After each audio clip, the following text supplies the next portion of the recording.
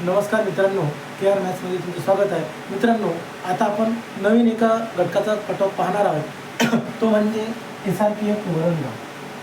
मित्रांनो, वरणगावला भरती सुरू आहे आणि रोजचे 1000 ते 1500 विद्यार्थी बोलावत आहेत आणि त्या कारणानं ही भरती थोडी स्लो आहे आणि हे जवळपास 7 ते 50 ते 60-70 दिवस चालणार आहे. मित्रांनो, समजलं ना? आणि याचे आपण आता एक अंदाजित कटऑफ पाहणार आहे ग्राउंडचा, म्हणजे जे पण आपले जर सपोज आता याच्यावरून आपल्याला एक अंदाज भेटते की आपल्याला कितीपर्यंत काढायचे, ज्यांचे ग्राउंड बाकी आहेत आणि ज्यांचे झालेले आहेत त्यांच्यासाठी हा फायदा आहे की ते आता अभ्यासाला लागून जातील आणि ज्यांचं बाकी आहे ते ग्राउंडवर आणखी फोकस करतील की गेसिंग की एवढं ग्राउंड घ्यावं लागतं. ठीक आहे, चला पाहू आपण ओपनचा कटऑफ. म्हणजे पहिले ओपनचा कटऑफ जागा किती आहे? 50 आहे. 50 जागेसाठी 100 ते 97च्या दरम्यान तुम्हाला मार्क घ्यावाच लागतील. ठीक आहे. आणि EW जर विचार केला तर त्यांच्या जागा आहेत 19 जागा, म्हणजे 19 साठी तुम्हाला 93 ते 91पर्यंत घ्यावंच लागणार आहे. त्यावेळेस तुमचं ग्राउंड झालं की तुम्ही पेपरला क्वालिफाय होऊ शकता. ठीक आहे. चला SEBC किती येणार?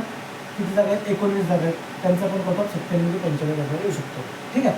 चला मग त्यानंतर ओबीसीचे किती येणार आहे? 97 ते 95 जागा किती आहेत? 32. किती आहेत? 32. पण तरी त्यांचा कटऑफ 97 ते 95 पर्यंत येऊ शकतो.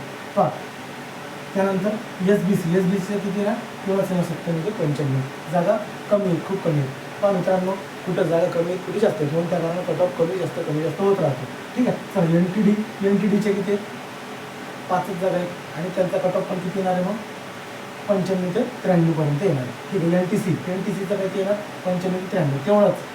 पहा मित्रांनो, त्यानंतर एनटीबीचा किती येणार? 95 ते 93 जागा त्यांच्या 6 आहेत. ठीक आहे. त्यानंतर आहे व्हीजेचा पण किती येऊ शकतो?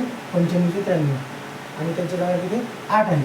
ठीक आहे. त्यानंतर एसटी कॅटेगरीचं पाहून घेऊ. एसटी कॅटेगरीचं आहे 93 ते 91, म्हणजे त्याच्या जागा किती आहेत? 12 आहेत. आणि शेवटचा प्रवर्ग पाहून घेऊ, तो आहे एसटी कॅटेगरी 93 ते 91पर्यंत 22 जागा आहेत. मित्रांनो, पहा SRPFला जवळपास सर्वच विद्यार्थ्यांचे ग्राउंड आउट ऑफ असतात, त्या कारणानं हा कटऑफ वरच राहतो आणि जागा पण भरपूर कमी असते.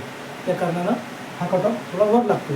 यासाठी असं सांगत आहे की ज्या विद्यार्थ्यांचे ग्राउंड चांगले आहेत त्यांनी आणखी जोर लावून आउट ऑफ करण्याचा प्रयत्न करा, म्हणजे तुम्ही ग्राउंडला सहज क्वालिफाय होणार आणि पेपरला पण क्वालिफाय होणार.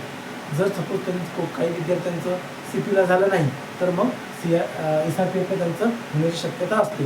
त्या कारणाने हा एक अंदाजित कटऑफ आहे. ज्या विद्यार्थ्यांचे ग्राउंड बाकी त्यांनी अशा प्रकारचे किंवा या लेवलमध्ये जर त्यांनी मार्क घेतले तर ते 100% ग्राउंडला क्वालिफाय होतील आणि जवळपास पुढच्या महिन्यामध्ये या वरणगावचा किंवा SRPFचे पेपर होऊ शकतात.